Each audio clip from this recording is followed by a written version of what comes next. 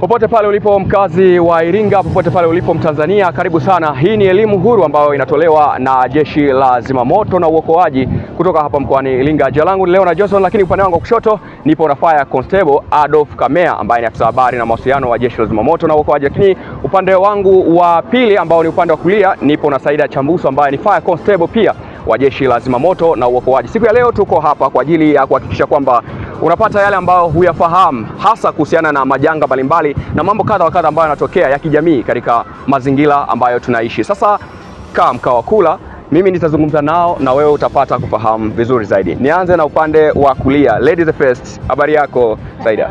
Salama. Karibu sana. Kanisha jitambulisha, unanifahamu bila shaka na watazamaji washakufahamu kwa sababu nishakutambulisha. Kamea, habari yako? Vizuri, habari yako? Salama. Bwana, Watanzania wamenituma. Ndio. Watanzania wamenituma kwenu nyote wawili, na ni vizuri mmekuja mkiwa na sare ambazo zinawatambulisha kwamba nyie ni tofauti na wale. Nikisema wale mtakuwa mnanielewa. Yeah. Nyie ni Jeshi la Zimamoto na Uokoaji, mnashughulikia zaidi kuokoa majanga mbalimbali ambayo yanatokea. Watanzania wanahitaji kufahamu ni namba zipi za dharura ambazo wanaweza kutumia pindi majanga yametokea. Nashukuru sana kwa swali zuri ndugu mtangazaji. Ndio. Namba zetu za dharura za Jeshi la Zimamoto na Uokoaji ni 114. 114. Namba hizi zinapigwa bure, unaandika tu namba hiyo kwenye simu yako, unapiga moja kwa moja, huna haja ya kuweka vocha wala bando, inaenda moja kwa moja. Na namba hii ni ya nchi nzima. Nchi nzima namba ni hiyo moja, Jeshi la Zimamoto na Uokoaji 114. Na huduma ni bure. Asante. Ni swali ambalo nimekuuliza wewe. 114. Hakuna nyota, hakuna leli. Hakuna nyota, hakuna leli. Ni 114, right away unapiga simu. Kwa usaidizi kidogo, pengine unapopiga ile namba na umesema ni namba ambayo inatumika Tanzania nzima, haiwezi ikaenda kituo kingine tofauti na mkoani hapa Iringa? Ni swali zuri sana. Namba hizi zimetengenezwa kwa frequency. Sehemu uliopo ndio sehemu simu itakayoita. Mfano, tuko hapa Iringa mjini. Ukipiga simu yako itaita kituo cha Iringa mjini. Ndio. Ukiwa Mafinga, simu yako itaita ikiwa Mafinga. Ukiwa Kilolo, simu yako itaita Kilolo. Hivyo hivyo ukiwa na mikoa mingine. Japo kuna muda huwa muingiliano unatokea kidogo, simu inaweza kapigwa Morogoro ikaingia Iringa, lakini mara chache sana hizo issue kutokea, na kwa sababu tuna mawasiliano na vituo nchi nzima tofauti, kwa hiyo tunafikishia taarifa yako ambayo ulipiga simu ikafika kwetu. Asante sana. Na ni namna ipi bora zaidi ambayo mtu anatakiwa kuwasilisha taarifa ya majanga hasa anapotumia namba hiyo ya dharura? Ndio. Unapopiga namba ya dharura 114, hakikisha kwanza unakuwa na tukio la ukweli. Ndio. Usigushi taarifa ya uongo. Umetokewa na taarifa ya ukweli, piga 114, lazima ujitambulishe wewe ni nani. Unapiga simu ukiwa wapi? Kuna tukio la aina gani? Kama ni tukio la moto utasema kabisa mimi kwa majina naitwa fulani fulani, ninapiga simu kutokea Kihesa. Kuna tukio la moto labda wa nyumba inaungua. Umeona? Kwa hiyo ukipiga hivyo sisi moja kwa moja tunajua ni tukio la nyumba inaungua. Tuje na vifaa gani kwa ajili ya kuzima moto wa nyumba. Kwa sababu sio kila moto unazimwa na maji. Kuna tekniki mbalimbali ambazo zinatumika kuzima mioto kulingana na madaraja ya moto. Yes, kwa hiyo unapopiga simu hakikisha unajitambulisha, unaeleza uko sehemu gani, lakini pia lazima utaje tukio ambalo linaendelea kwa muda huo. Kama ni la maokozi, basi utataja ni tukio la maokozi ili watu waje na ambulance pale kwa ajili ya kubeba majeruhi. Yes. Ina maana, lakini pia si hata tukio likiwa linatokea mnaweza kufika. Tukio lilikuwa linatokea?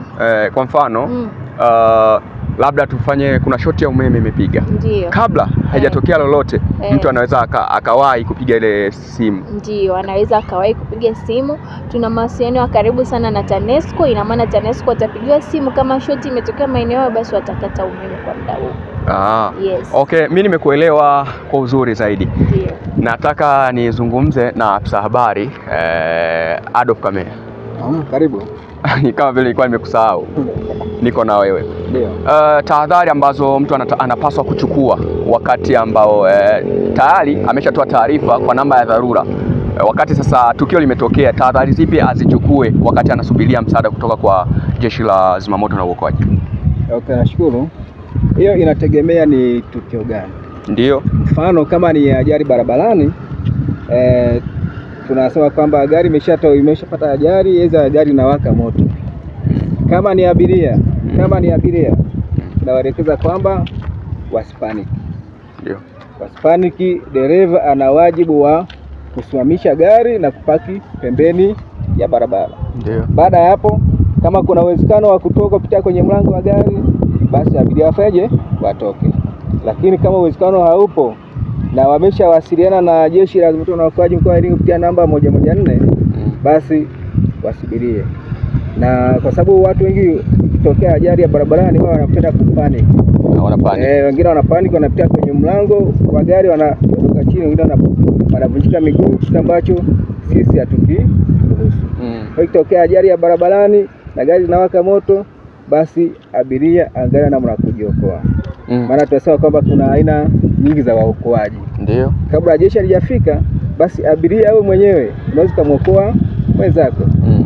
Mpita njia ambaye yeye hayuko kwenye ajali hiyo anaweza kusaidia pia watu ambao ndio waathirika wa ajali hiyo. Kwa hiyo ni waombe tu wananchi tatizo kuzingatia endapo imetokea janga la ajali barabarani. Cha kwanza, naanza na dereva. Asimamishe gari, apaki pembeni. Ndiyo. Na uwezekano kama huko abiria kutoka ndani ya gari, watoke ili waweze kukaa sehemu salama. Na kingine, nimeelezea sana na ajali barabarani. Inawezekana kuna gari linaanza kuwaka moto bado limebeba nini? Mafuta. Ndio. Kwa hiyo wakumbusha wananchi usisogee kwenye ajali ya barabarani. Aidha gari imeshaanza kuwaka moto lakini imebeba kimiminika ambacho ni hatari sana, mfano kama petrol, diesel, mafuta ya taa. Tizimo dangerous. Wakae mbali na gari hilo. Sasa tutakumbuka tukio la Morogoro. Ile la mafuta ya petroli. Kila mmoja anakumbuka hiyo ajali. Na wengi walipoteza maisha. Kwa sababu kutokana na namna hiyo, wananchi naomba tu wakiona tukio la namna hiyo, wakae mbali kabisa na eneo hilo. Apige namba ya dharura hapo atulie. Apige namba ya dharura 114. Akishapiga hiyo namba, basi wataalamu tutafika eneo la tukio, tutafanya maokozi. Bwana Adolf, kuna ulipozungumza swala la kutulia, imenikumbusha kuna sehemu moja iliwahi kutokea ajali. Nikashuhudia mtu ilikuwa ni pikipiki zimegongana. Ndio. Mtu alianguka chini, lakini kuna mmoja alikuja kwa mshtuko, akasema mwangalieni huyo, kwa namna jeraha ambalo alikuwa amelipata. Lakini kuna mtu mmoja alimwambia kaa kimya, utasababisha afe. Hii inaathiri vipi yani usemaji wa ukweli kwenye tukio halisi na janga labda mtu kufa au kupata mgagaziko, niseme hivi? Okay, nashukuru. Hicho ni kitengo kuna watu ambao special kaja kufanya nini? Yaani kuwatengeneza watu saikolojia. Kuwa katika sehemu ambayo iko salama.